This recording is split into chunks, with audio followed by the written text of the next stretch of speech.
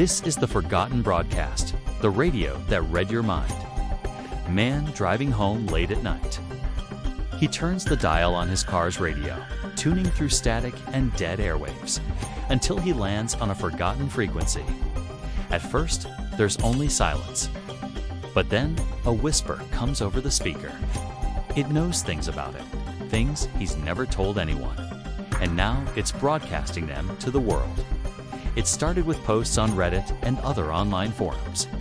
People were sharing stories of hearing this mysterious voice that knew things about them.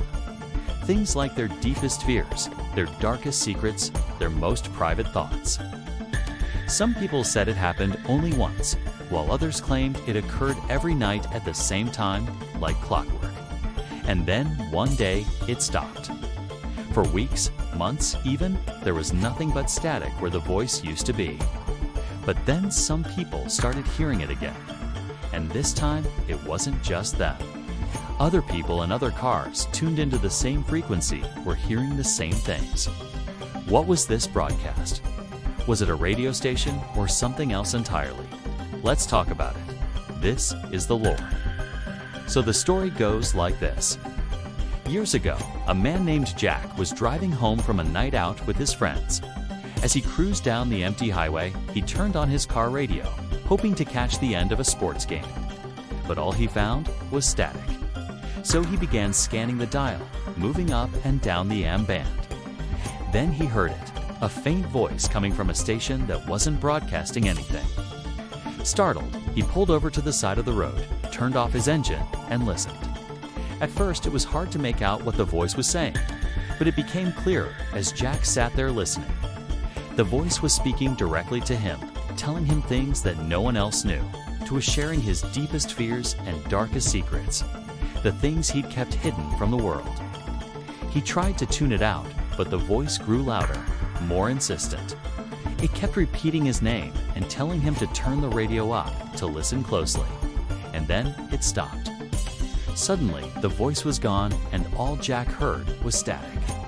At first, he thought it was a one-time thing, a weird trick of his imagination. But the next night, it happened again. The same voice, the same words, the same unsettling feeling. And then the night after that, and the night after that. Every night for weeks, Jack would hear the voice on the radio, whispering his secrets to the world. But he wasn't the only one. Other people started coming forward with their own stories of the radio that read their minds. Some of them had different voices, but others heard the same voice that Jack had heard. And some of the messages were the same too, as if the radio was broadcasting the thoughts of everyone who listened. One person wrote about hearing the voice say the name of their dead grandmother, even though they hadn't thought of her in years. Another person wrote about how the voice knew their biggest fear, being trapped in a small space, and it made them feel claustrophobic just listening to it. And then there was the person who heard the voice repeat their address, their phone number, their social security number.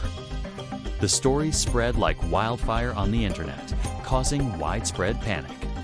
Some people posted audio clips of the broadcast, trying to capture the voice and its eerie whispers. Others created theories, trying to explain what it could be.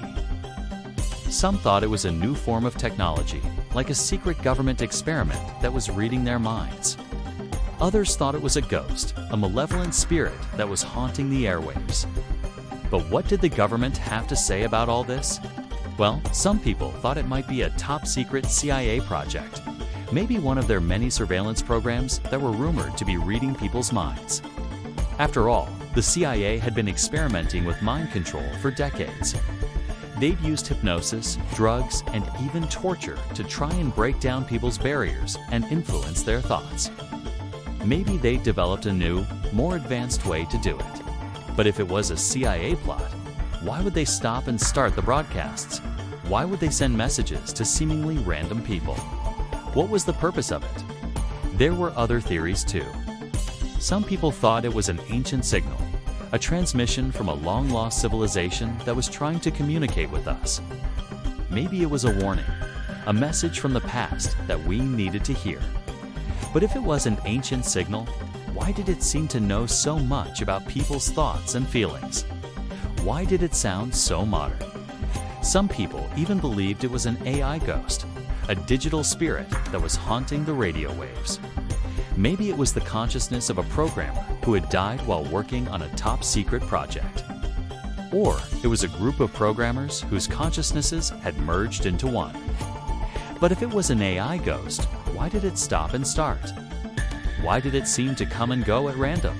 Jack's case was the most disturbing of all. One day, he didn't hear the voice on the radio.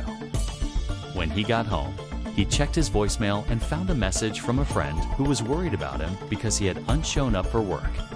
And when he listened to the message, his blood ran cold. It was the same voice he'd heard on the radio. The next day, Jack didn't show up for work. His friends and family searched for him, but they couldn't find him anywhere. All they had to go on was the last place he'd even seen and the last thing he'd even heard saying.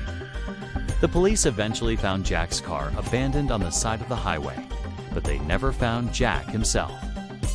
They didn't find any signs of a struggle or any evidence of foul play.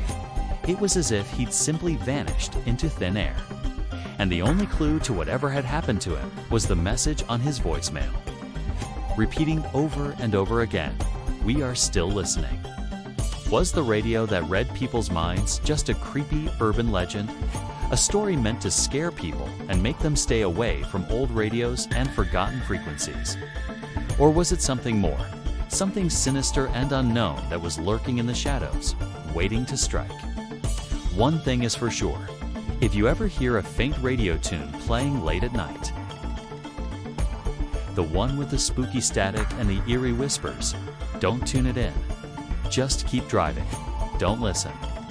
I don't know about you, but I'm definitely not going to be tuning in to any mysterious radio stations anytime soon. If you enjoyed this video, make sure to check out more content. I've been your host, and we'll see you next time.